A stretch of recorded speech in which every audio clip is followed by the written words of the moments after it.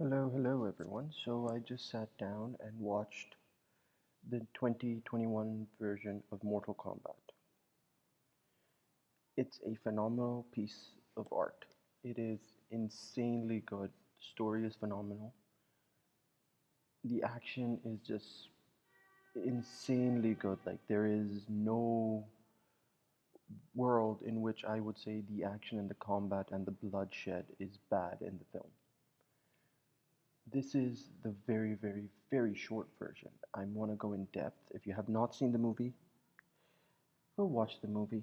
Like, what's the point of watching a review with spoilers if you haven't seen the movie? So, let's. With the people gone? Okay, good. Now, the rest of you who actually watched the movie, let's begin. The film follows our main protagonist, Cole, instead of Liu Kang, which I expected it to be more likely, as Liu Kang is the main character in most of Mortal Kombat's comics and movies and TV shows. Raiden then also takes the spotlight. But here we get a completely different character. The story has been altered quite a bit for Sub-Zero and Scorpion's perspective. Rather than Quan Chi being the person killing Scorpion in this version, dressed as Sub-Zero, it's actually Sub-Zero just being a dick. And I think that works so much better on so many more levels. And then we see the connection between Scorpion and our main character Cole, to which I actually have my first issue with. My issue isn't the fact that they're related. My issue was that when they were teasing Cole's nightmare scenarios, like having certain things like he's seeing Scorpion, personally, I thought that Cole would have been a reincarnation of Scorpion, and we would see him don the iconic Scorpion clothing to take out uh, Sub-Zero, which would have been really cool. But this time, Scorpion's in hell, and Cole is just a descendant of Scorpion, his great grandson, from his from Scorpion's only living relative, which was his daughter, after Sub-Zero was a dick and stabbed everyone with ice. Yeah, that reminds me in the old 1995. Yes, in the 1995 one, they had this really stupid scene where Johnny Cage, was it Johnny Cage? Well, one of the characters throws a glass of water and it essentially turns into an ice shard and kills Sub-Zero, which was so stupid. And I don't know why I'm bringing this up because it's unnecessary. But looking at it as a whole, this film is so much more complex. The characters are extremely well established. The action is over the top, bloody, and epic beyond any reasonable doubt. All the fight scenes in the movie, about four or five, were insanely good. They were excellent. And I do like the idea of the mark being the reason they're able to have these magical powers or supernatural powers, unlock their arcana, which is very interesting and adds a more reasonable, I say reasonable when there's that god, that fake lightning god thing, but a reasonable answer to why they're able to do such insane things. We see Cole start off as your generic, down on his luck guy who has a prophecy that means he's going to be someone very cool in the future.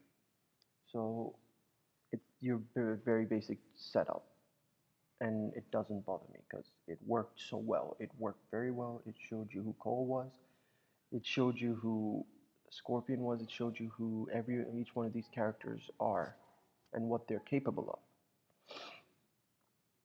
Then we also had multiple deaths in the film itself, which I would have been very annoyed if there weren't any. My favorite fight sequence in the film itself is gotta be the Scorpion, Cole, and Sub Zero match. The final fight. It was done immensely well. The lines weren't cheesy. Even when they said their catchphrases, "Get over here," and all that, and it was amazing. It was spectacular and was so much fun to behold and watch. We have several arcs in this film because this first film, no matter how they would have done it, it was always going to be a film that's going to establish these characters. So it does a very good job of establishing the Special Forces unit. It does a very good job of establishing Jax and Sonya and their importance and their wills as fighters. Then it does an excellent job of making you want to care about Cole and understanding why he feels like he can't achieve something because to him he's fallen so far that he can't get back up, but he's willing to fight for his family nonetheless. So that's something that you attach yourself to with Cole. Then it's followed by probably the most fun arc and the most predictable thing was the Kano thing. Kano, you sort of they tease like Kano might become a good guy, but he's a dick to the very core of his being. He's a complete and utter scumbag, and he proves it. He proves it absurdly well, and you're not surprised, like as most people, that he turned on everyone. But that was the most fun thing. Like I imagine Kano being on the side of the good guys and spewing so much profanity. It was almost chaotic, but it was fun. And then we have Raiden, who has taken a very much a back seat. He's there, he's present, but doesn't do much. Well, except shock Kano. That was funny. Like everyone just did something stupid to Kano, like set him on fire, gave him a shock. It it was nice, and we have to talk about Shang Tsung. Shang Tsung, oh my god, Shang Tsung was the right amount of creepy, powerful, and commanding, and I do enjoy him as the main villain for the second film until they bring in Shao Kahn. And they have teased about Shao Kahn being the main big guy, not verbally, but through imagery itself.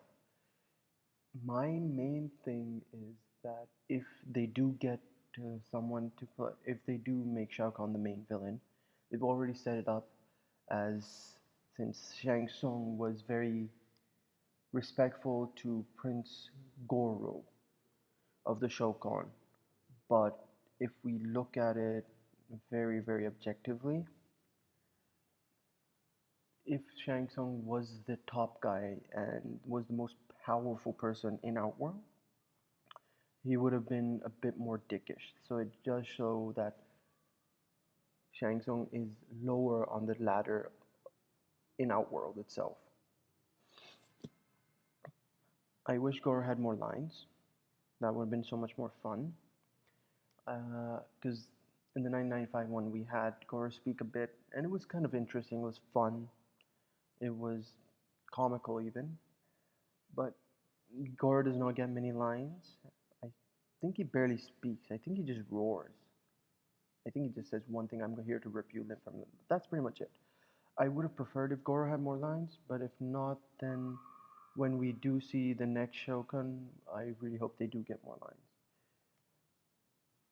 And Melina was an interesting choice. I really thought they would have just put in Katana. That would have been interesting, sort of start the romance between Liu Kang and Katana are right now, but understandable. We don't know what they're truly planning, or if we're even going to see Katana in this version at all. We do see her weapon in the background of in the temple itself, so that does show that Katana does exist. But it it's a trophy, so that means she might have died during one of the last tournaments. So there's that. But this movie was a fun time and is a Mortal Kombat film, especially after the animated film about Scorpion's revenge. I was hyped for a live action version, but I didn't think they would do such a good job, especially since Warner Brothers is kind of a dick when it comes to good movies. They do make good movies, not gonna say they don't, but I'm gonna say they do drop the balls from time to time. And this time they didn't drop the ball. I want more. Plain and simple. I want more. I want to see Shao Kahn. I want to see an evil version of Kung Lao. I want to see Raiden's brother, Shush. God damn it, I forgot his name. Anyway, I want to see Raiden's brother as well added to the mix for more interesting characters. I do know they teased Johnny Cage at the very end. The person, and this is my personal choice for who I think should be Johnny Cage, Ryan frickin' Reynolds. Because Johnny Cage is a potty mouth and is a douche. Ryan Reynolds would be able to do a phenomenal job for that. It would be fun, but I know they probably have someone else in mind or someone else they want to pick since Ryan Reynolds is Deadpool. I'm pretty sure he can still work in Warner Bros., but that's besides the point. I would really want to see Ryan Reynolds as Johnny Cage because it'd be really, really interesting. Other than that, the film was a good time. Just watch the fighting sequences, enjoy the fights, because that's what Mortal Kombat is. 10% story, 90% bloodbath. And even in that 10% of story, there's about 90% of bloodbath in that 10%. So Mortal Kombat is basically bloodbath and story, but more bloodbath. Yeah, more bloodbath. They keep the gore up. They keep uh, they keep on using the fatalities that they have from decades, a decade worth, 2 decades worth of Mortal Kombat games. They should be fine in the gore department because it is insanely good. I want to see more characters, want to see more world building. But personally, I really think Mortal Kombat, this thing, would benefit from a spin off TV show. Like, not a long TV show like that has several seasons. Like the thing Marvel is doing at the moment. Like, short one seasons, maybe about 6 to 12 episodes about each character. It would benefit from that because then they can flesh out a lot of things in the TV show. Then we get the movie, which can have a very small link to the TV show and just be a bloodbath for 2 hours. That's my thing. But I really enjoyed this show. I really enjoyed the movie. I really highly recommend it. It's 4 severed heads out of 5. And the fifth one, it doesn't get the fifth severed head, is because they still need to cut the final head. Anyway, I hope you guys enjoyed this. If you did, leave it with a like, subscribe, and I shall see you in the next one. Bye bye.